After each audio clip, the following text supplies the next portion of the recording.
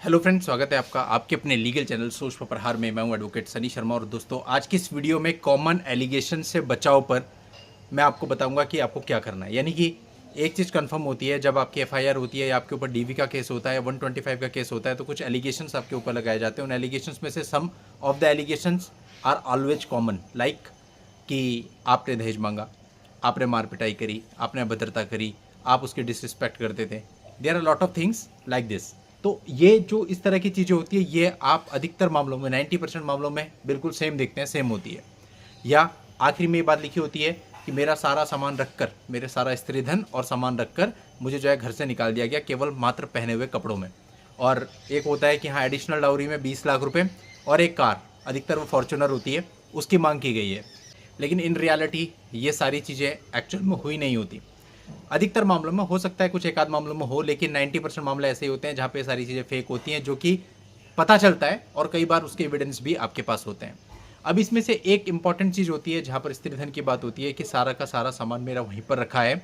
और जब पुलिस के पास जाते हैं लोग, तो पुलिस में भी यही लिखाते हैं और ये कहते हैं मुझे मेरा सामान दिलवाया जाए। देखिए, जो सामान है वो एक्चुअल में किसके पोजीशन में है, इसका कोई भी सबूत नहीं हो सकता। कई बार आपके मन में डाउट होता है कि वहाँ पर वो बिल दे देगी, यानी वो बिल जब सामान खरीदा गया है, ज्वेलरी खरीदी गई, उसके कुछ बिल उनके पास होंगे। बिल केवल ये साबित करते हैं कि ये सामान खरीदा गया था, लेकिन किसने पेमेंट करी थी, अगर ऑनलाइन नहीं है तो ये भी साबित नहीं होता। और आज की डेट पे वो सामान किसके पोजीशन में है ये भी साबित नहीं होता। तो केवल बिल होने से कुछ नहीं होता। आपका एक स्टेटमेंट, अगर आपके पास एक्चुअल में कोई भी सामान नहीं है, आप सिंपल कह दो मेरे पास कोई भी सामान नहीं है। और क्योंकि ऐसा होता है कि अगर मान लेते हैं कुछ एक आध सामान कई बार रह भी जाता है और वो पुलिस को आप देते भी हो, तो वहाँ पे वो जो लिस्ट प्रोड्यूस करते हैं, अगर मान लो 5 आइटम है तो वहाँ पे वो 15 आइटम दिखाते हैं। अब अगर आप 5 आइटम देते हो, फिर आपके ऊपर दबाव बनाया जाता है 10 आइटम और दो। अब वो 10 आइटम जब आपके पास है ही नहीं, तो क्या आप अपनी पॉकेट से देंगे? और अगर पॉकेट से देंगे फिर तो सब बेकार हो गया, क्योंकि जितना उसका एलिमनी जाना है वो तो आपने स्टार्टिंग में दे दिया। तो इसलिए ज़्यादा अच्छा यही होता है कि ये जो सामान और स्त्री धन वगैरह होता है, इसके एवज में स्टार्टिंग में आप ये कह दें कि भाई हमारे पास कोई भी सामान नहीं है। और जब लास्ट में एडजस्टमेंट होगा, फाइनल सेटलमेंट होगा, उस फाइनल सेटलमेंट के टाइम पे जो भी एक्सचेंज होगा इस सामान का, वो उस समय पर हो जाएगा। सेकेंड एलिगेशन आता है एडिशनल डाउरी और एक वो फॉर्च्यूनर कार। तो ये फॉर्च्यूनर कार और एडिशनल डाउरी 10 लाख, 15 लाख, 20 लाख, ये साबित करने की पूर्ण जिम्मेदारी उनकी होती है। इसमें आपको हाथ पैर मारने की कोई भी जरूरत नहीं है। अगर उनके पास कोई ऐसा एविडेंस है जिससे वे साबित कर पाएं कि एक्चुअल में आपने ऐसी मांग करी थी, तभी आरोप आपके ऊपर साबित हो सकता है, अदरवाइज ये आरोप साबित नहीं हो सकता। तो इस आरोप को लेकर भी आपको ज़्यादा जस्टिफिकेशन सोचने की जरूरत नहीं है।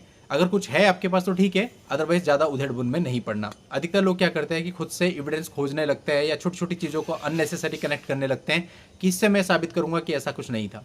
फॉर एग्जाम्पल, उसको मैं वहाँ पर घुमाने ले गया था गोवा 5 महीने पहले, तो मैं उससे एडिशनल डाउरी कैसे मांग सकता हूँ? अरे भैया, इतना लॉन्ग कट नहीं चलता कोर्ट। कोर्ट सिंपल चलता है कि अगर वो कह रही है कि एडिशनल डाउरी मांगी और कार मांगी, तो वो चीज़ साबित करने की जिम्मेदारी उसकी। अगर वो साबित कर पाए तो ठीक है, अदरवाइज वो एलिगेशन आपके ऊपर है ही नहीं। अब आ जाते हैं थर्ड एलिगेशन की तरफ, जो होता है जनरली कि आपके साथ अभद्रता करते हुए मारपीट की गई और मारपीट करते हुए आपने उसे पहने हुए कपड़ों में बाहर निकाल दिया। अब देखिए, मारपीट हुई है तो एक पुलिस कंप्लेंट तभी के तभी हुई होगी, एक मेडिकल तभी के तभी हुआ होगा। अब ऐसा कोई भी पुलिस कंप्लेंट और मेडिकल जनरली नहीं होता है, तो ये आरोप भी किसी तरह से साबित नहीं हो सकता। अब इसमें एक और पॉइंट है, आप में से कई सारे लोग होंगे जिनके मामलों में देखा जाता है कि लड़की वालों की कोई जान पहचान होती है और उस जान पहचान के तहत वो एक फर्जी मेडिकल बनवा करके लगा देते हैं। अब आप कहते हो सर ऐसा कुछ हुआ तो है नहीं, लेकिन वहाँ पे मेडिकल लगा, इसका मतलब तो डेफिनेटली मेरे को सजा हो जाएगी। ऐसा भी बिल्कुल नहीं है। जो भी कागज पत्रावली पर लगेगा, उस कागज को साबित भी करना पड़ता है। यानी कागज को कैसे साबित करते हैं? वो मेडिकल किसी डॉक्टर ने बनाया होगा। अब पुलिस को उस डॉक्टर का नाम भी विटनेस लिस्ट में डालना पड़ेगा, क्योंकि उसने उस मेडिकल को बनाया है और उस मेडिकल को केवल वही डॉक्टर साबित कर सकता है जिसने बनाया है। अब जब डॉक्टर कोर्ट में आएगा तो उस डॉक्टर से पूछा जाएगा। कौन पूछेगा? आपके वकील साहब पूछेंगे। अब वो वकील साहब का टैलेंट है, अगर वो फर्जी मेडिकल है तो डेफिनेटली वहाँ पे वो फर्जी साबित हो जाएगा। कि क्रॉस क्वेश्चंस में डॉक्टर साहब टिक नहीं पाएंगे अगर वो फर्जी है, क्योंकि ऐसे ऐसे क्वेश्चंस होते हैं, इतनी सारी टेक्निकल चीज़ें होती हैं कि वो मेडिकल जो है वो आपका साबित नहीं हो पाता है। तो फिर ऐसे में उस मेडिकल की कोई वैल्यू नहीं रह जाती, और मेडिकल होने के बावजूद भी आपको कोई सजा या ऐसा कुछ नहीं होता। तो अगर कोई फर्जी कागज लगा हुआ, उसका ये मतलब नहीं है कि कागज लग गया तो डेफिनेटली आपको सजा होगी। उसके बावजूद भी आपके पास बचाव के बहुत उपाय होते हैं। कुछ बिल्कुल ही बेकार टाइप के एलिगेशन होते हैं, जैसे कि इन्होंने मेरा गर्भपात करवा दिया। अब बहुत से मामलों में तो यहाँ तक देखा गया है कि लेडी कभी प्रेग्नेंट ही नहीं हुई, तो गर्भपात का कोई मतलब ही नहीं है। अब गर्भपात कराया भी था तो कौन से डॉक्टर पे कराया था, आपको वो स्पेसिफाई करना पड़ेगा। और फिर उस डॉक्टर को भी कोर्ट में बुलाया जाएगा वहाँ पे उसे गवाही देनी पड़ेगी, अपना रजिस्टर शो करना पड़ेगा, सारी चीज़ें उस डॉक्टर को साबित करनी पड़ेंगी। और मैक्सिमम टाइम ये निकल के आता है कि भाई ऐसी कोई प्रॉब्लम हो गई थी जिसकी वजह से ऐसा किया गया। और अगर इसका कोई एविडेंस ही नहीं है, यानी कोई डॉक्टर का नाम ही नहीं बताती, तो पूरे तरीके से रिलेवेंट हो गया। खाली कहने से मेरा गर्भपात कराया, ऐसा नहीं होगा। जो सेक्शन होता है इसका 312, 313, वो सब आपकी एफआईआर में से हट जाएगा। तो इस एलिगेशन से भी एकमात्र भी घबराने की जरूरत नहीं है, अगर वास्तव में आपने कोई गलत काम नहीं किया है। एक कॉमन एलिगेशन होता है, आपके घर के जो मेल मेंबर होते हैं उनके ऊपर मॉलेस्टेशन का आरोप लगाया जाता है। तो ये आरोप जो होता है ये भी साबित नहीं हो पाता, क्योंकि ना इसमें डेट होती है, ना टाइम होती है, ना कुछ और होता है।